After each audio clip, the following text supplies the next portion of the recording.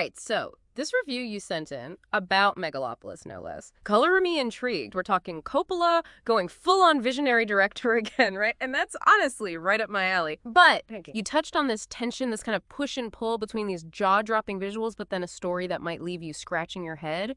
That's got my curiosity piqued, for sure. So, is Megalopolis going to be hailed as a masterpiece, or are we looking at a magnificent flop? Let's dive in, shall we, and see if we can crack this Coppola code together. It strikes me that this isn't Coppola shying away from a challenge, not one bit. We're in apocalypse now territory here. Or maybe The Godfather, you picked up on that in your review too. Both absolute knockouts in terms of visuals.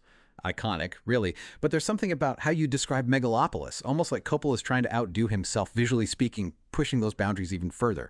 So what's the driving force, do you think? Is he reaching for something beyond just a movie, maybe aiming to create a whole new world for the audience to get lost in? Now, those are the million-dollar questions. And it really gets you thinking about the whole point of visuals and storytelling, doesn't it? Are we talking pure spectacle here, or is there something deeper going on? You used words like stunning, elaborate, even surreal to describe what you saw on screen. And knowing Coppola went all in on the green screen for this one. Yeah, I'm picturing something totally unique. You've hit the nail on the head there. That fusion of real sets with this almost limitless green screen tech. That's got to be where that surreal vibe comes from. Yeah. But we can't ignore the elephant in the room. The narrative. You called it convoluted, even inconsistent at times, and those aren't words you throw around lightly. So walk me through, is Megalopolis a case of style over substance, or is there something more we should be paying attention to? Well, and that's the thing. You were also drawn to the film's ideas, the themes it tackles, right? You said thought-provoking, but then there's that narrative potentially throwing everything off balance, like watching two completely different films spliced together. Could this be a situation where Coppola got so laser-focused on these big philosophical ideas about society, utopia, that he lost track of the story he was trying to tell? The age-old dilemma. Finding that sweet spot between ambition, need to grapple with these huge, complex themes, and keeping your audience engaged, it's no easy feat. Now, this could very well be Coppola saying, you know what, I'm going to shake things up a bit. Maybe he's deliberately challenging the conventions of traditional storytelling, opting for something more experimental, more avant-garde, you could say.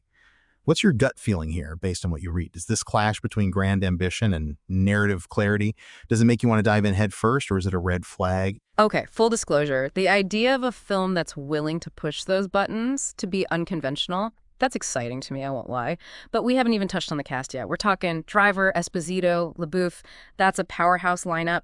But the dialogue, and you picked up on this too, it comes across as a bit unnatural, almost stagey, wouldn't you say? Does that work in the film's favor or against it? You're spot on, and that detail might hold the key to understanding what Coppola's going for here. Yeah. It takes us back to that surreal visual style you mentioned earlier. Maybe this deliberately heightened dialogue isn't meant to be realistic. What if it's another brushstroke in Coppola's attempt to create this larger-than-life, almost dreamlike atmosphere? How does that interpretation sit with you? Okay, yeah, you just added a whole new layer of intrigue to this film. And since we're on the topic of things that might leave the audience feeling a little disoriented, shall we say, you mentioned the pacing, calling it erratic. That Colosseum wedding scene, in particular, you said it goes on a bit long. My mind's going straight to Gladiator, but with a couple of twists. How much time are we talking here? It sounds like Coppola giving in to his love for the grandiose. He does love a good, sweeping, operatic scene, doesn't he? It's a risky move, though, isn't it? Yeah. Sometimes those moments really land, they become iconic. Other times, they drag on, pull you right out of the story. It sounds like with this one, the verdict's still out.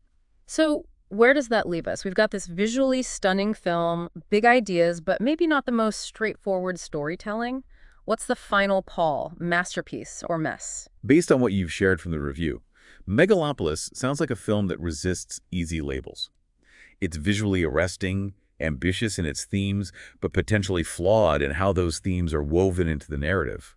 It's a kind of film that's bound to divide audiences right out of the gate, but then those films that dare to be different, they tend to find their champions over time. Just like you said before, classic Coppola, it sounds like Megalopolis is one of those films you need to experience firsthand to really wrap your head around. So should our listeners take the plunge and check it out? What do you think? I say go for it. Yeah. Megalopolis sounds like a film that demands to be seen to be truly understood.